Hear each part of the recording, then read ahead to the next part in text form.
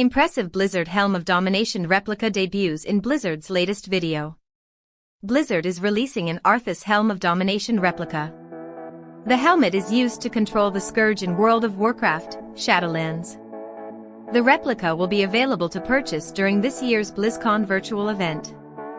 The virtual event will take place February 19th and 20th, and promises a new look at Diablo 4 and Overwatch 2 alongside a few other surprises. For more information on BlizzCon, visit the official website. Impressive Blizzard Helm of Domination replica debuts in Blizzard's latest video. Blizzard is releasing an Arthas Helm of Domination replica. The helmet is used to control the Scourge in World of Warcraft, Shadowlands. The replica will be available to purchase during this year's BlizzCon virtual event.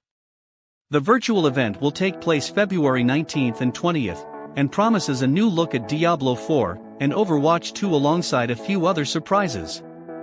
For more information on BlizzCon, visit the official website.